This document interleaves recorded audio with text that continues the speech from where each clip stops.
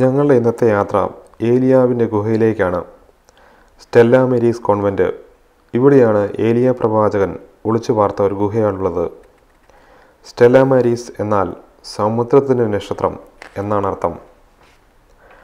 12-ാം നൂറ്റാണ്ടിൽ രൂപം കൊണ്ട കർമ്മലീത്ത സന്യാസ സമൂഹത്തിൻ്റെ സർവ്വലൗകിക സ്ഥാനമാണ് ഈ ആശ്രമം. പള്ളിയുടെ ഉള്ളിൽ അകത്തേക്ക് കയറി ഒരു ചെറിയ ഗുഹയുണ്ട്. എലീശ ഉൾപ്പെടെയുള്ള തൻ്റെ പിൻഗാമികൾക്ക് ഏലിയാവ് വേദപാഠം പറഞ്ഞു കൊടുത്തത് ഇവിടെയായിരുന്നു എന്ന് കരുതുന്നു. ദൈവാലയത്തിൻ്റെ ഉൾവശം ഒരു കുരിശാകൃതിയിലാണ്. മേൽക്കൂരയിൽ മനോഹരമായ വിവിധ ബൈബിൾ ദൃശ്യങ്ങളുടെ പെയിൻറ്റിങ്ങുകളുണ്ട്.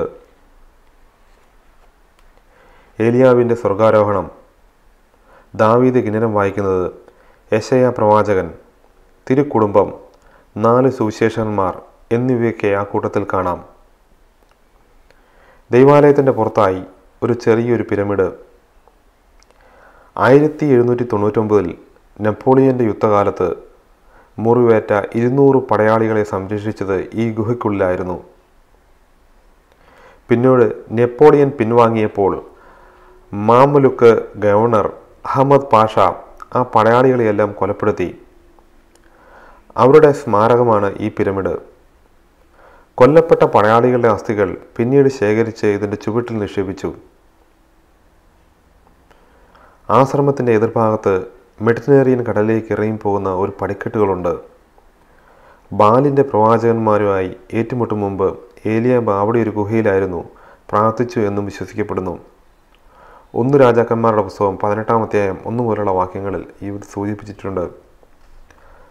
14 മീറ്ററാണ് ഈ ഗുഹയുടെ ദൈർഘ്യം. ഏലിയ പ്രവാചകനും ബാലിൻ്റെ പ്രവാചകന്മാരും തമ്മിൽ നടന്ന തീ പാർന്ന ഒരു മത്സരത്തെക്കുറിച്ച് ബൈബിളിൽ പറയുന്നുണ്ടല്ലോ. അടുത്ത സ്ഥലത്തേക്കാണ് നമ്മൾ പോകുന്നത്.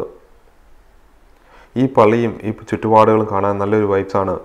മൊത്തത്തിൽ ഈ ഒരു നേരത്തെ നമ്മൾ ഏകദേശം ഒരു അരമണിക്കൂറോളം സ്പെൻഡ് ചെയ്തതിന് ശേഷം നമ്മൾ അടുത്ത സ്ഥലത്തേക്ക് പോയി. നിങ്ങൾ വീഡിയോ ആദ്യമായിട്ട് കാണുന്നെങ്കിൽ ലൈക്ക് ചെയ്യാനും ഷെയർ ചെയ്യാനും സബ്സ്ക്രൈബ് ചെയ്യാനും മറ്റുള്ളവരിലേക്ക് എത്തിക്കാനും മറക്കാതിരിക്കുക. Thank you for watching.